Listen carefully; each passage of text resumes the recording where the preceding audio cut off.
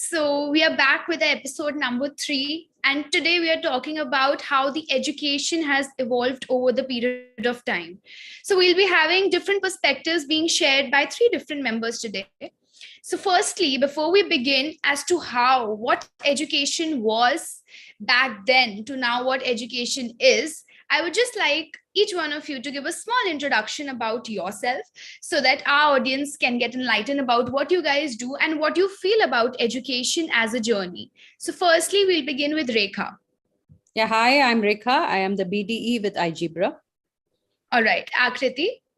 Hi everyone, I'm a social media marketer with igebra. Okay, Chitransh. Hi everyone, I am a junior digital marketing analyst in igebra. Great. So we have people from 3 different kinds of age groups today with us to tell us and enlighten us as to what education was back then and how it has changed and evolved till now and what future do they see as well. So let's begin with those perspectives and see what Rekha has to share with us about what she did when she was back in school and how she enjoyed her education. Yeah, hi everyone. So as Sharvi has put it, we come from, I think, different generations. That shouldn't make me sound antique. I'm definitely on par with everybody. But yes, there is a very big difference as far as education is concerned, because back then we had very few schools, first of all, English medium schools. And I studied in a convent. It's called Rosary Convent. And then it was a very, very strict school, We didn't have access to any sort of technology, nothing. It was like we had books and there were about almost 64 students in one classroom and wooden benches to sit on and blackboard. And then we would sit according to heights. So those who are short get the advantage and those who are tall, they're in the last bench. Doesn't necessarily mean they are, naughty or anything like that. It's just that they're tall. So as we kept growing, I remember I was last bench when I was in 6th. By the time I came to 10th, I was in the first bench because I didn't grow tall. And then suddenly from last, I've come to first bench. So it was like watching a 3D movie because everything was so close. So everything, my education has been very, very different, very disciplined. I'm very grateful to all my teachers because the kind of English that I learned, the kind of writing skills that I have, my foundation has been extremely, extremely strong. So that is the generation I come from. Okay, that's great. Okay, Rekha, so I can completely relate with you when you said convent, and that's the point where I was like, oh, me too. I remember where they used to impose rules on putting mehendi on hands also, and then beating the knuckles. Wearing gloves if you have mehendi on your hands. Yeah, I mean, convent education is completely different. And when we talk about English, I think that is one word which is just related to convent, and the personality that comes out is what we see here. An amazing personality that comes out is one feature of convent. So that's great. And one more thing is, back then we had only girls' school and boys' school. Yeah. So I didn't have anything called a co-ed exposure till I finished my post-graduation. So the first time I got a co-ed kind of an environment is when I started working. Okay. So I come from a very different thought process, I think. Okay, that's nice. So let's see now what Akriti has to share regarding her education and her experience with education as well as math.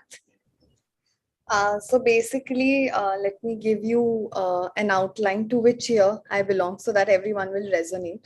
So basically, I come from early 90s students. So we are the 90 era kids and that come in the bracket of 93, 92, 94. So basically, I'm also a convent school educated girl, but then I later on shifted to a CBSE school. So my initial years were with convent school.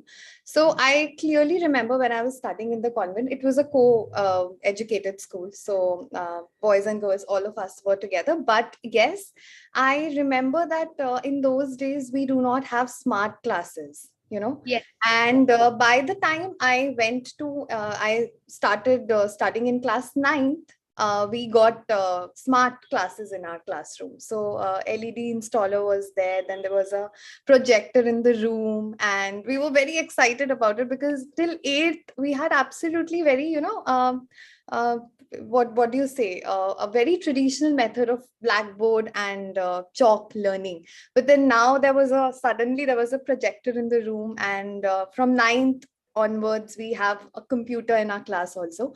Earlier we used to make a queue, and then we used to go to the computer lab, and then everyone has to take off their shoes and socks outside because then I it's unbearable. And then Mondays to Thursday the atmosphere was fine, but by the time it used to come by Thursday, Friday, Saturday, so we had absolutely no interest in sitting next to the boys because it was unbearable to sit with them in the computer lab. So yes, it is.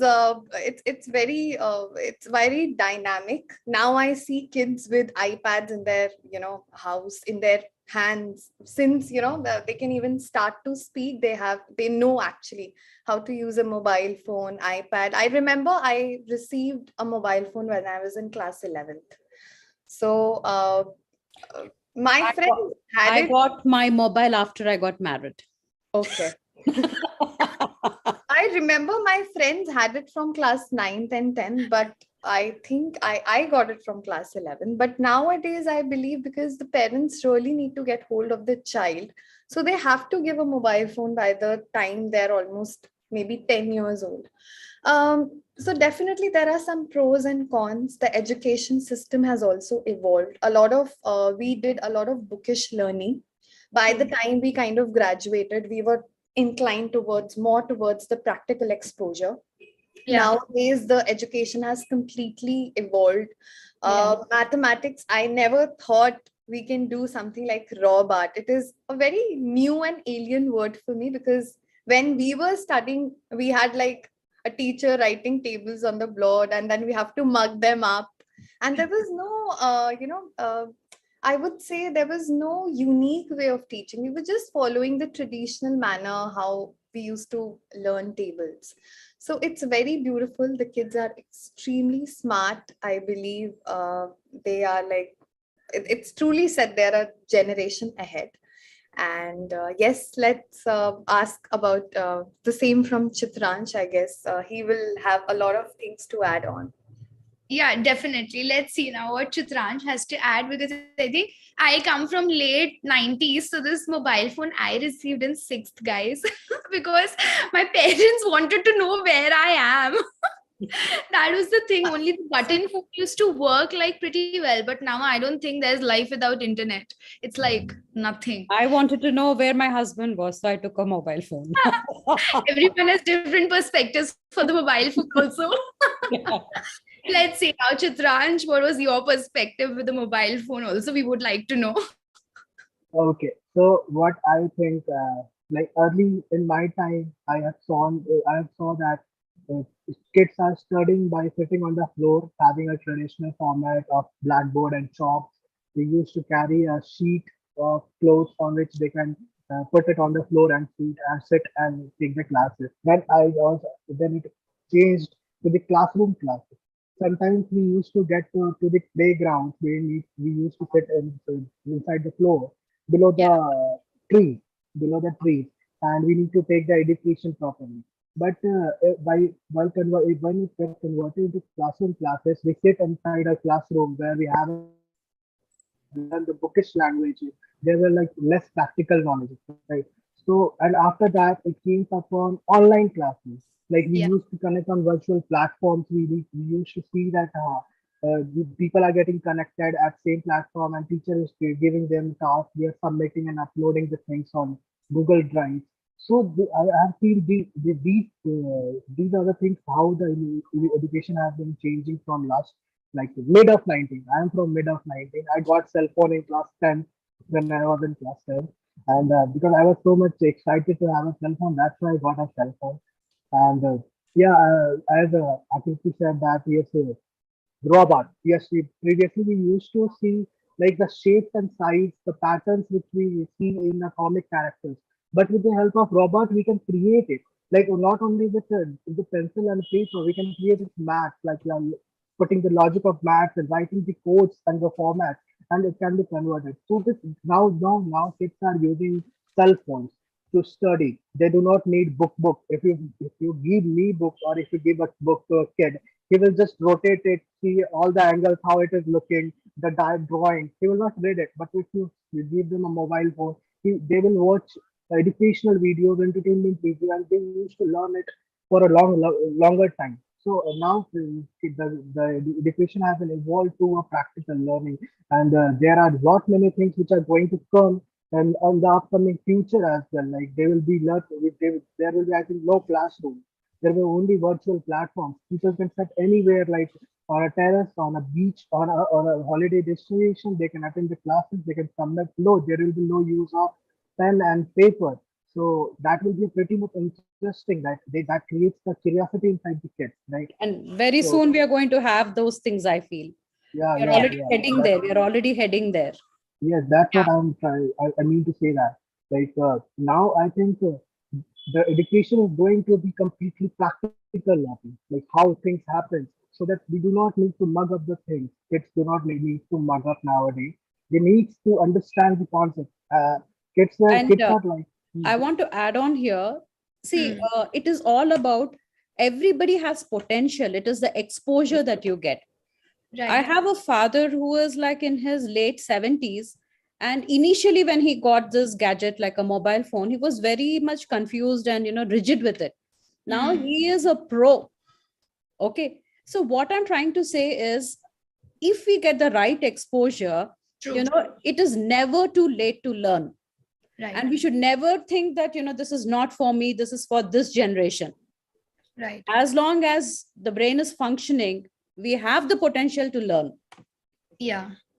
I think with okay, evolving times, we should evolve ourselves as well, because if we are there and stuck at a particular method, it's just a regression for us as an individual, as a human being. So why not go with the flow? Right now, also, we have connected through this. Possibly 5 years back, it was not there. So this is a very nice medium which can be used to spread like very vital messages and effective too. So why not make use of it to And the fullest? if I observe the children around me, they will be hardly 1.5, 2 years, and they know how to operate the mobile phone. They know how to operate an iPad. I I mean, know. how do I really don't understand how they get to do that.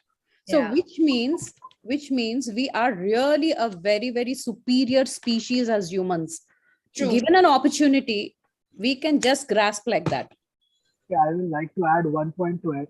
It is not only kids; it is also impacting teachers as well. There is one of my friends, and his father is using a keypad phone till now, till today's date. Once my friend bought a smart TV at home, and he played an educational video on that TV, on YouTube or social platform.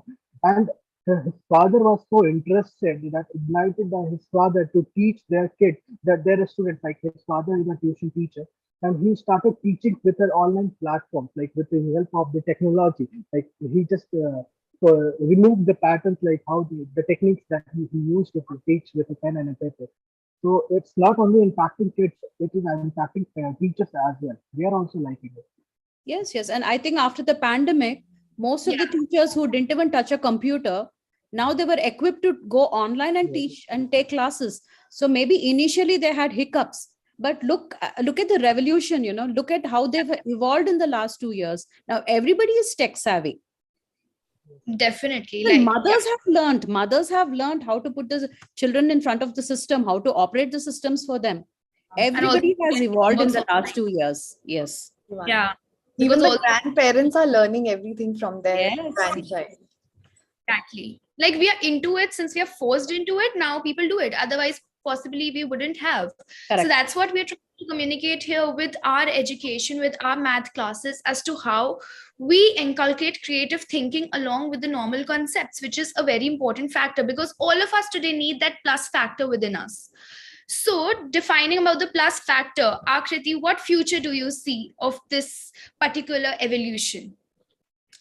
Um, as I guess you must have gone through it, that the metaverse is here, And there are weddings conducted on metaverse, and a lot of other things are happening. So I believe that metaverse, if we actually explore all the possibilities of metaverse, definitely it could be a boon, and it should be used in a positive platform. True. So that the students can actually benefit out of it, not drowning themselves into the negative side of the platform. So it should be used in consideration of that when it comes to students education, because a child is vulnerable to things. If you open a lot of doors in front of them, it will be difficult for them to choose which is right and which is wrong. So let's just open the power, the window for them, which would be beneficial Positive for them. Yeah. Plus not sweeping them away from childhood, something that retains their innocence, their playway methods, or something like that. So it's all about balance. It's all about balance. However the education might evolve, however smart it might get, the social touch should not be lost. Correct. Right. That balance is what I think we all have to be careful about. Very true. Yes, you know what? As Akriti said, I just got a point in my mind. Like now, like future will be what I see is kids will be learning with the help of applications in their devices. Like suppose we used to read about anything, we need to get information about anything. We used to open a book.